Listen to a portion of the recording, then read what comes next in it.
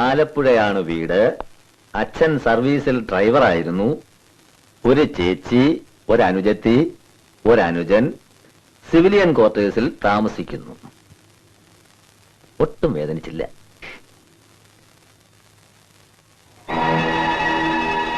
അങ്ങനെ അങ്ങ് പോയാലോ? ഇനിയും ഉണ്ട് ഒരുപാട് കാര്യങ്ങൾ അറിയാൻ. എന്റെ കുട്ടിയല്ലേ.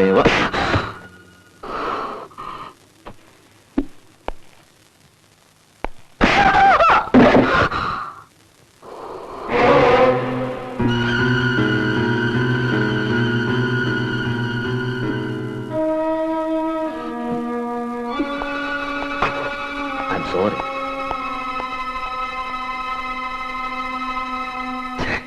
രാജേട്ടൻ കാണിച്ചത് തെമ്മാടിത്തരമായിപ്പോയി.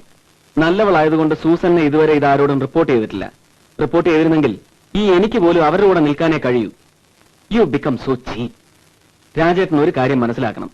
പുരുഷന്റെ സുഖങ്ങൾക്ക് വേണ്ടി മാത്രം സൃഷ്ടിക്കപ്പെട്ടിട്ടുള്ള കളിപ്പാട്ടമല്ല സ്ത്രീ. രാജേട്ടന്റെ വീട്ടിലെ കാശിന്റെ ഔദാര്യമാണ് ഞാൻ ഇട്ടിരിക്കുന്ന വെള്ളക്കോട്ട്. അതുകൊണ്ട് ഞാൻ കൂടുതലൊന്നും പറയുന്നില്ല. ധാർമ്മിക രോഷം. ഇന്ന് രാവിലെ ഡോക്ടർ സണ്ണി വന്നപ്പോ ഇന്നലെ നടന്ന സംഭവം ഞാൻ പറഞ്ഞു. അയാളങ്ങ് ചൂടായി. എന്നിട്ടൊരു ഉപദേശവും. പുരുഷന്റെ സുഖഭോഗങ്ങൾക്ക് വേണ്ടി മാത്രം സൃഷ്ടിക്കപ്പെട്ടിട്ടുള്ള കളിപ്പാട്ടമല്ല സ്ത്രീയെന്ന്. ബാക്കി കിട്ടി. ബീഹാറിൽ നിന്ന് നഴ്സിംഗ് പാസ്സായി ആദ്യത്തെ പോസ്റ്റിംഗ് ഡെറാഡൂൺ, പിന്നെ ദേശ്പൂർ, അംബാല, പിന്നെ 6 മാസമായിട്ട് ഇവിടെ.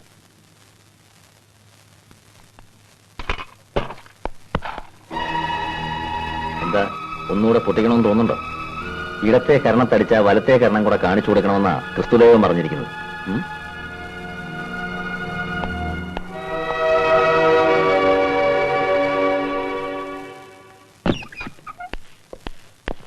നീ എന്തിനാ അത്യാവശ്യമായിട്ട് എന്നെ വിളിപ്പിച്ചത് മോനെ? അതെ, 2 ദിവസമായില്ലേ ചിറ്റപ്പൻ വന്നിട്ട്. ഇനി പൊയ്ക്കോളൂ.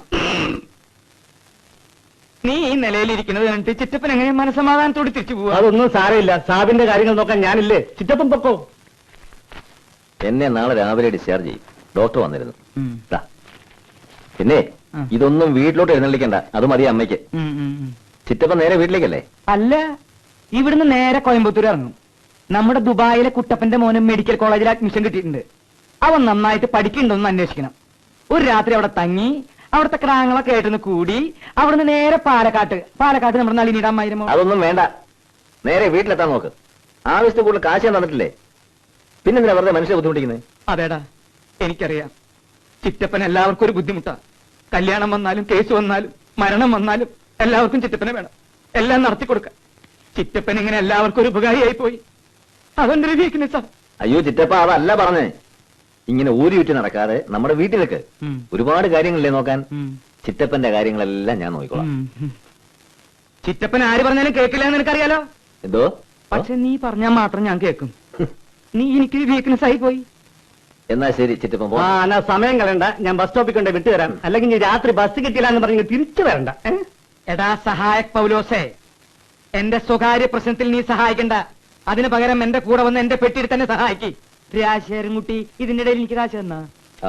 അതവിടെ പോയി? പോക്കറ്റില്ല. കൊറേ പ്രായമായില്ലേ, ഓർമ്മക്കുറവായി. ഇത് മറക്കില്ലല്ലോ. അതിന് നിനക്കെന്താ വേണ്ടേ? ഒന്നുമില്ല. നടക്ക്.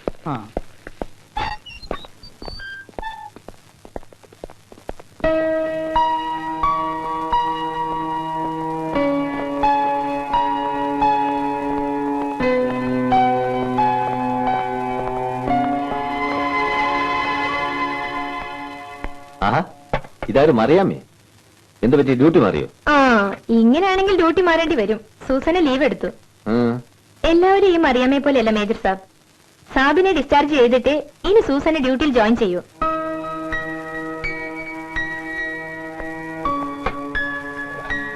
Good night major sir. Good night.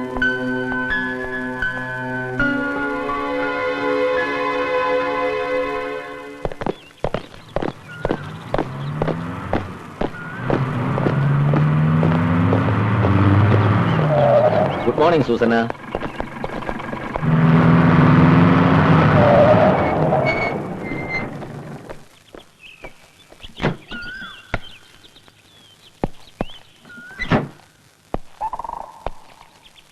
എന്നെ ഡിസ്ചാർജ് ചെയ്തിട്ടേ തിരിച്ച് ജോയിൻ ചെയ്യുന്ന നിർബന്ധമായിരുന്നു അല്ലേ? എന്നെ അത്രയ്ക്ക് വെറുപ്പ? എല്ലാവരെയും കാണുന്ന പോലെ എന്നെ കാണരുത് പ്ലീസ്. എന്നെ ഇങ്ങനെ ഇനി ശല്യപ്പെടുത്തരുത്. ഞാൻ ഒരുപാട് തെറ്റുകൾ ചെയ്തിട്ടുണ്ട്. അതൊക്കെ മേലിൽ ആവർത്തിക്കില്ല എന്ന് തീരുമാനവും എടുത്തു. Now I am serious. എനിക്ക് സൂസന്നെ ഇഷ്ടമാണ്. ഇത് ഞാൻ ഒരുപാട് കേട്ടുമടുത്ത വാക്കുകളാണ്. തന്നെയുമല്ല, നിങ്ങളൊരു മേജറാണ്, ഞാൻ വെറും ഒരു നേഴ്സും. ഞാൻ എവിടെയാ നിൽക്കുന്നതെന്ന് എനിക്ക് നന്നായി അറിയാം. മിലിറ്ററി ബാരക്കുകളിൽ സ്ഥിരം നടക്കാറുള്ള ഇതുപോലത്തെ ഒരു മൂന്നാംകിട പ്രണയ നാടകത്തിന് എനിക്ക് തീരെ താല്പര്യമില്ല. എന്നെ ഇതും പറഞ്ഞ് ശല്യപ്പെടുത്തരുത്. എന്റെ അപേക്ഷയാണ്. I am sorry.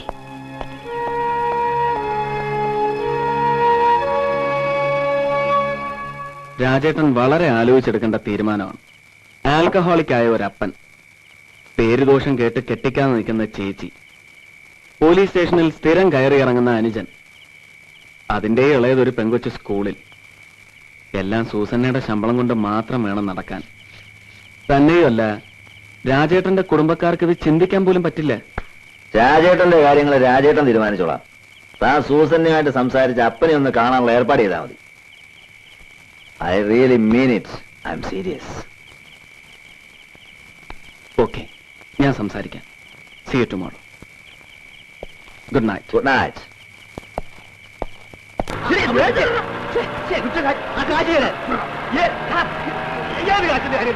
അപ്പൻ എന്റെ പോക്കറ്റിൽ നിട്ട കാശുകാരി ഞാൻ ചോദിക്കുന്നത്. എനിക്ക് അടിച്ചു മാറ്റി വെള്ളം അടിച്ചില്ലേ? എന്റെ ഇപ്പൊ കാശില്ല. സൂസന് വരുമ്പോ വാങ്ങിച്ചു തരും. തരാ പറഞ്ഞു.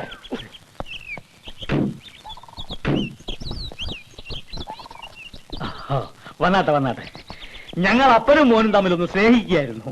അവൻ അർജന്റായിട്ടൊരു 100 രൂപ വേണമെന്ന്. എന്റെ ഇവിടുന്ന കാശ് നമ്മൾ തമ്മിലാകുമ്പോ പറയാലോ, ഒരു 100 റുപ്പീസ് കിടത്തേ. ഏതായാലും മെനക്കെട്ടില്ലേ, ഒരു 100 റുപ്പീസ് കൂടെ ആയിക്കോട്ടെ. Okay okay. ഇത് മേജർ രാജശേഖരൻ നമ്പ്യാർ. ഞാൻ ഡൊമിനിക് ഫെർണാണ്ടസ്. സർവീസിൽ ഡ്രൈവർ ആയിരുന്നു. ഇപ്പൊ റിട്ടയർ ആയിട്ട് കുറച്ചു കാലമായി. Let's go inside, please. Come. Oh, please. Please.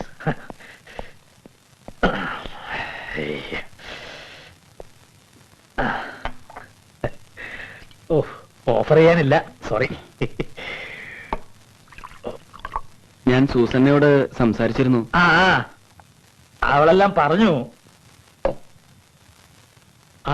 കേട്ടോ വേറെ, ഞാൻ ഉള്ള കാര്യം ഉള്ളതുപോലെ പറയും. എന്റെ മോള് സൂസന്ന കാണാൻ കൊള്ളാവുന്ന ഒരു പെണ്ണായതുകൊണ്ട് അവള് ജോലി ചെയ്തിട്ടുള്ള എല്ലാ ക്യാമ്പുകളിലും ലെഫ്റ്റനന്റ് മുതല് കേണലന്മാര് വരെ കല്യാണാലോചനയായിട്ട് വന്നിട്ടുണ്ട്. പക്ഷെ ഉള്ള കാര്യം ഉള്ളതുപോലെ പറയുമ്പോ ഈ ആലോചനക്കാരൊന്നും തിരിച്ചു വന്നിട്ടുമില്ല. അതുകൊണ്ട് പറയുന്നതാ. നാൻസി, എനിക്ക് 4 മക്കളാ, 3 പെണ്ണും ഒരാണും. ഭാര്യ ഉള്ളത് അകത്ത് കിടപ്പിലായിട്ട് കുറച്ചു കാലമായി. ഇത് സൂസന്നയുടെ മൂത്തതാ, നാൻസി. ഇവിടെ അടുത്ത് തയ്യക്കടലാ ജോലി. ഇത് ജൂഡി, 10ാം ക്ലാസ്സിലാ. പിന്നെ ആണൊരുത്തരുള്ളവനെ നേരത്തെ കണ്ടല്ലോ. അവന് പ്രത്യേകിച്ച് ജോലിയൊന്നും ഇല്ല. മറ്റുള്ളവർക്ക് ജോലി ഉണ്ടാക്കുക എന്നുള്ള അവന്റെ ജോലി. ഇതൊക്കെയാ ഇവിടുത്തെ അവസ്ഥ. നിങ്ങൾ ചായ കുടിക്കേ. കേട്ടോ വേറെ, മൂത്തവളെ കെട്ടിച്ചയക്കണം, ചെറുക്കൻ ഒരു ജോലി വാങ്ങിച്ചു കൊടുക്കണം, ഇളയവളെ പഠിപ്പിക്കണം, വീട്ടുകാരത്തേക്ക് മരുന്ന് വാങ്ങിച്ചു കൊടുക്കണം. എനിക്ക് കിട്ടുന്ന 3/4 ചക്രം പെൻഷൻ കാശുകൊണ്ട് ഒന്ന് നാവ് നനയ്ക്കാൻ പോലും തികയില്ല. പിന്നെ എല്ലാം സൂസന്നയുടെ ശമ്പളം കൊണ്ട് വേണം നടക്കാൻ. ചുരുക്കി പറഞ്ഞാൽ സൂസന്ന ഞങ്ങളുടെ ഒരു കറവ പശുവാണ്. അതുകൊണ്ട് ഇവിടുത്തെ എല്ലാ കാര്യങ്ങളും എല്ലാ ചെലവുകളും നോക്കി നിർത്താൻ തയ്യാറുള്ള ഒരാൾക്ക് മാത്രമേ ഞാൻ എന്റെ മോളെ കെട്ടിച്ചു കൊടുക്കൂ. സൗകര്യം ഉണ്ടെങ്കിൽ മതി, അല്ലെങ്കിൽ അവൾ ഇവിടെ സന്തോഷമായിട്ട് നിന്നോളും. എല്ലാം അറിഞ്ഞുകൊണ്ട് തന്നെയാ വന്നത്. ഞാനൊന്ന് ആലോചിച്ചിട്ട് സണ്ണി വഴി അറിയിക്കാം. മതി, ധാരാളം മതി.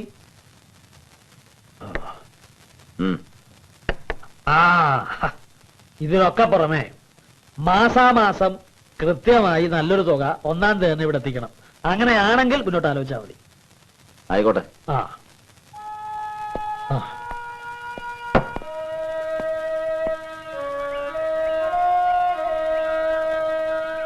ഒന്നും വേണ്ടിയിരുന്നില്ല എന്നിപ്പ രാജേട്ടന് തോന്നുന്നുവല്ലേ?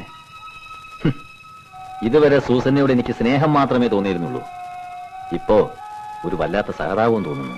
അവരുടെ ചുറ്റുപാട് കണ്ടാൽ ആർക്കും സഹതാപം തോന്നും. രാജേട്ടന്റെ തറവാടിനെ കുറിച്ച് ഓർക്കുമ്പോ ഈ ബന്ധം ഒരിക്കലും അവർക്ക് സഹിക്കാനാവില്ല.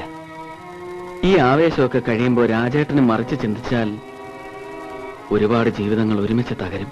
അതാ എന്റെ പേടി. നോ, ഇത്രയും കാലം വേണ്ടാന്ന് വെച്ചിരുന്ന ഒരു കാര്യം ഇപ്പൊ ഞാൻ വേണമെന്ന് ആഗ്രഹിച്ചതും തീരുമാനിച്ചതും എല്ലാം ആലോചിച്ചിട്ട് തന്നെയാണ്. I want her. I am mad after her. സൂസന്നയുടെ അപ്പൻ പറഞ്ഞ എല്ലാ നിബന്ധനകൾക്കും ഞാൻ തയ്യാറാണ്. മാസം ഒരു തുക, നല്ലൊരു തുക കൃത്യമായി അവിടെ എത്തിച്ചേക്കാം. അമ്മ പ്രായമായിട്ടിരിക്കുകയല്ലേ, ഒരു അനുവാദം പോലും ചോദിക്കാതെ? അനുവാദം ചോദിക്കാൻ പോയാൽ നടക്കില്ല. ഇപ്രാവശ്യം അമ്മയുടെ പിറന്നാളിന് പോകുമ്പോ നീ കൂടെ വരണം. നീ വേണം അമ്മയോട് പറഞ്ഞ സമ്മതം മേടിക്കും. അമ്മാവന്മാർക്കും അമ്മായിമാർക്കും മറ്റുള്ളവർക്കും ഒക്കെ എതിർപ്പായിരിക്കും. ആർക്കും ഒരു ബുദ്ധിമുട്ടും വേണ്ട. കൂനൂരിൽ ഒരു രജിസ്റ്റർ മാരേജ്. ഞാൻ തീരുമാനിച്ചാൽ പിന്നെ തീരുമാനിച്ചാണെന്നറിയാമല്ലോ.